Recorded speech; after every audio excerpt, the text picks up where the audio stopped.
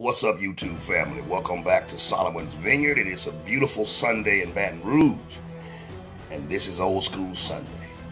I'll be right back after this.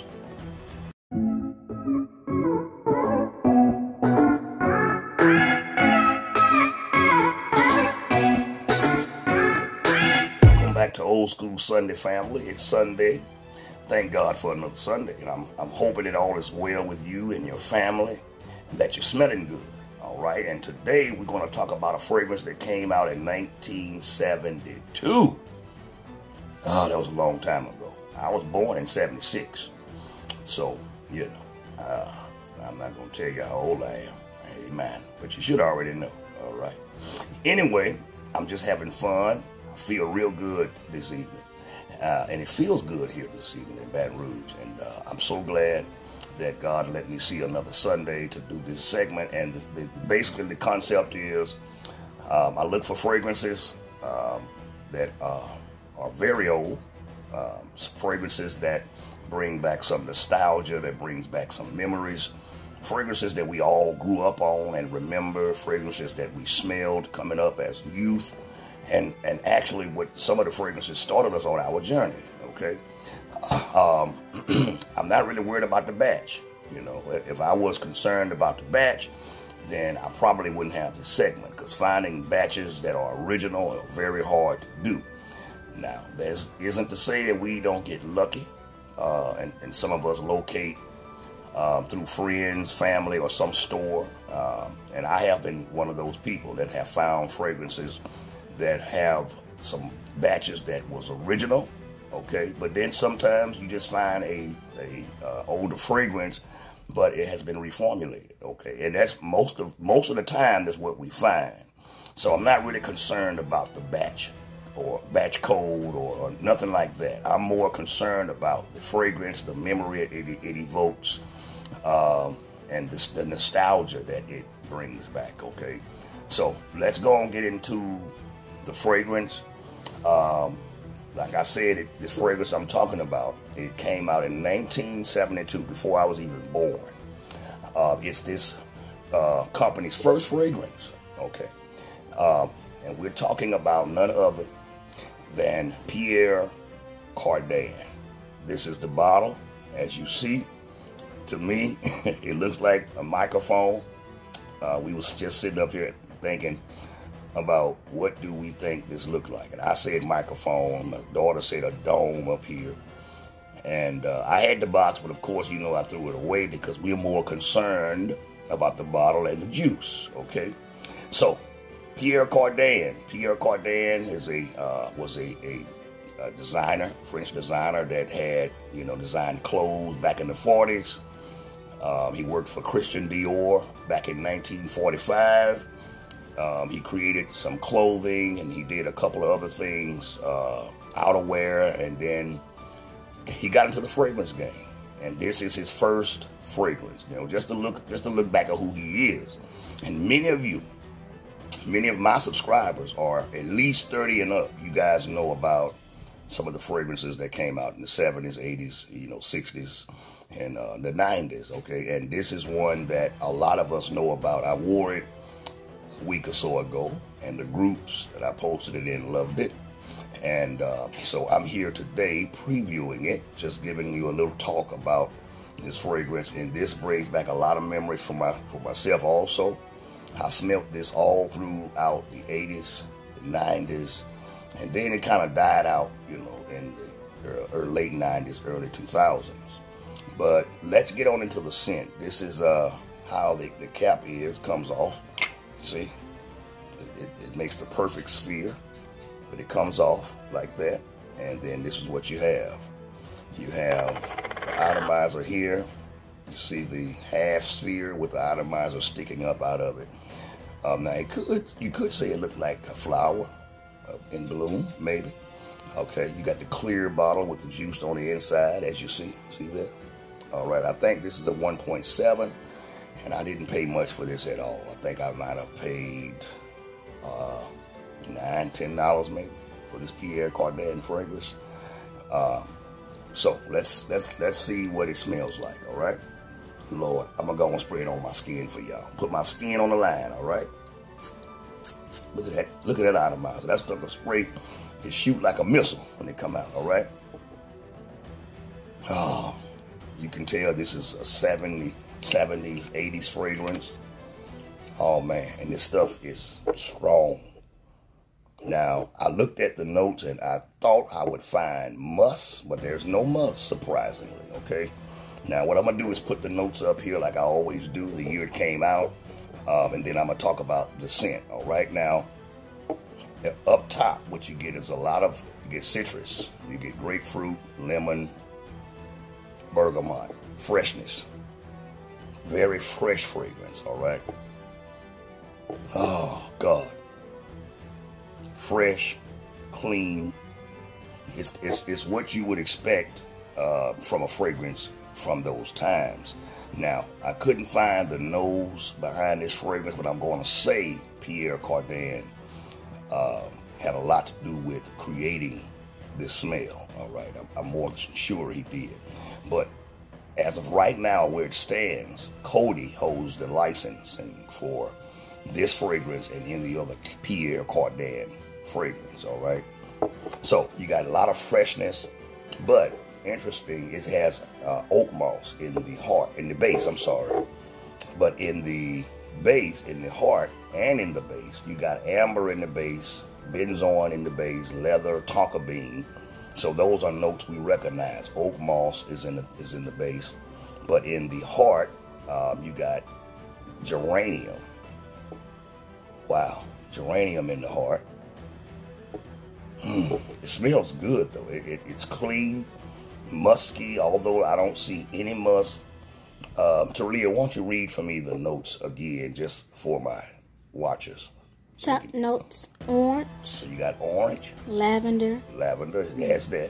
Basil. And basil. Bergamot. Bergamot. And lemon. And lemon. I said grapefruit, but because I do smell grapefruit, but I think it's the lemon combined with the orange, and you do get the lavender, the basil at the top, so you got some earthy qualities, fresh, clean, earthy, woody.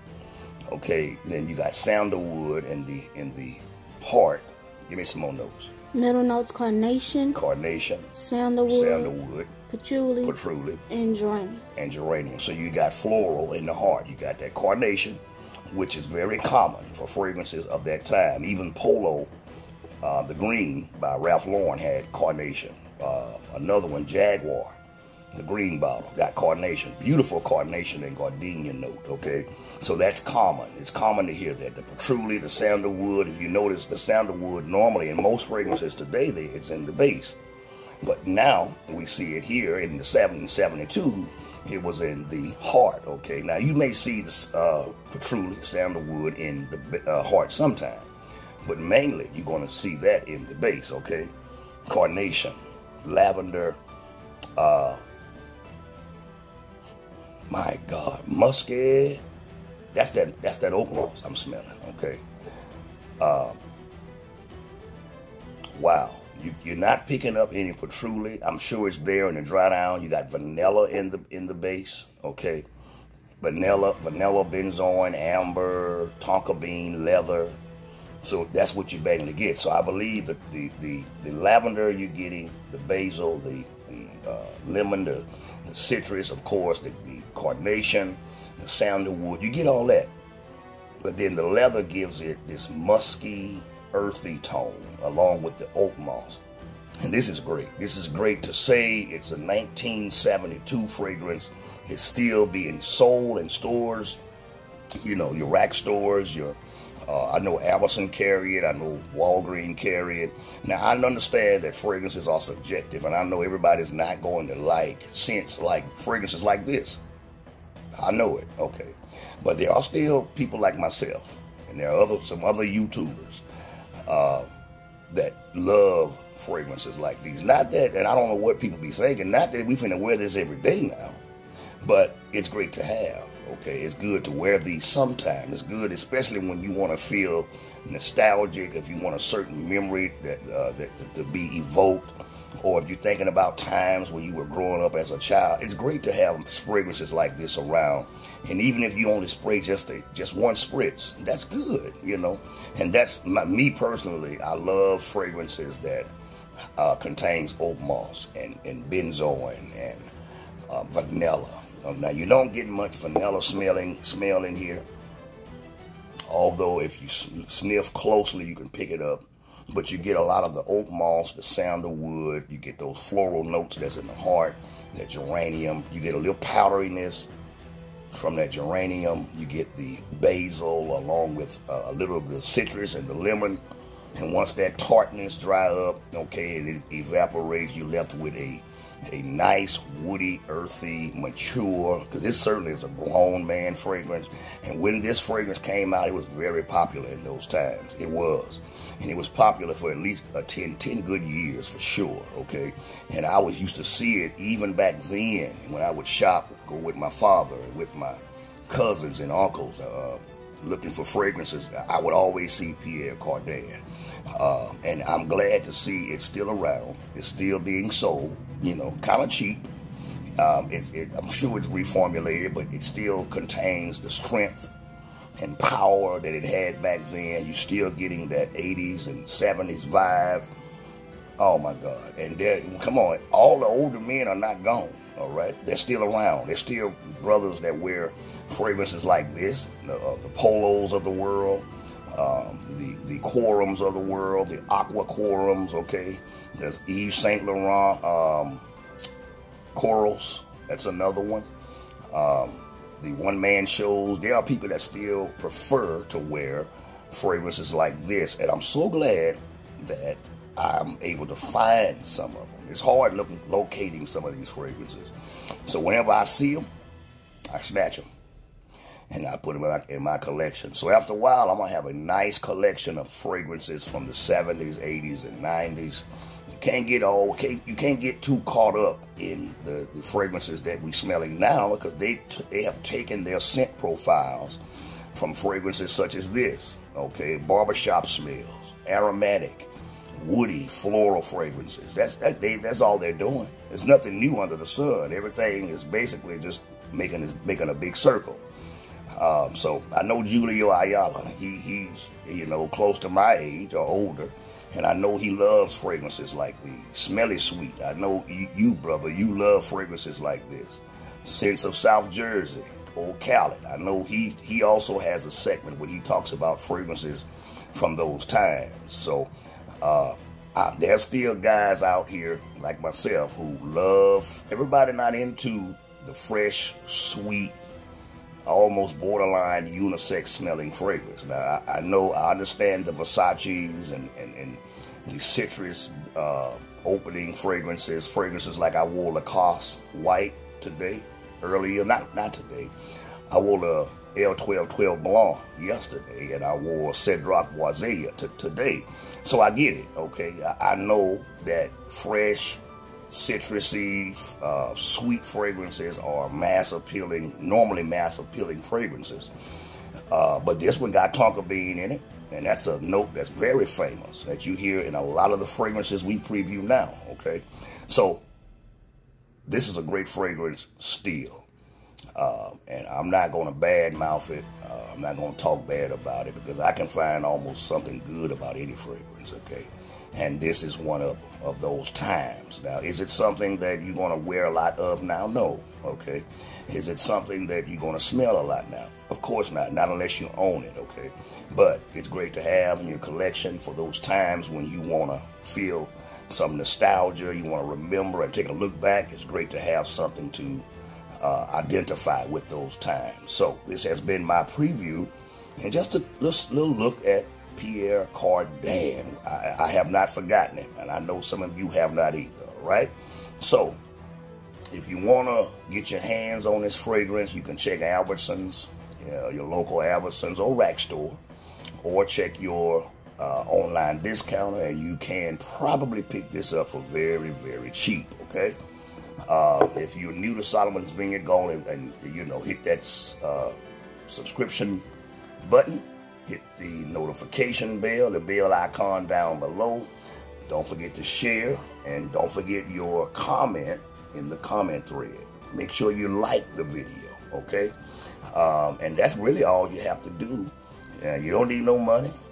You know how the song would go. I think that my old blues singer used to say, "Members only." Bobby Blue Bland. Members only. It's a private party. Don't need no ticket to qualify. All right. I'm getting out of here, y'all. So I enjoy these segments, and I hope you do too. I do it. May not be a lot of people that enjoys it or want to see it, but guess what? I know there's a few people that's still around that still like previews about fragrances that we used to know and love. And remember, Julio Ayala told me you can't have the new without the old. All right, I'm getting out of here, y'all. I love you so much. Take care of yourself. Don't forget to subscribe if you're new. And come on and become a part of the family, and let's travel this fragrance journey together. All right, I'm your host, Mr. Russell Mack, signing out. Peace until next time.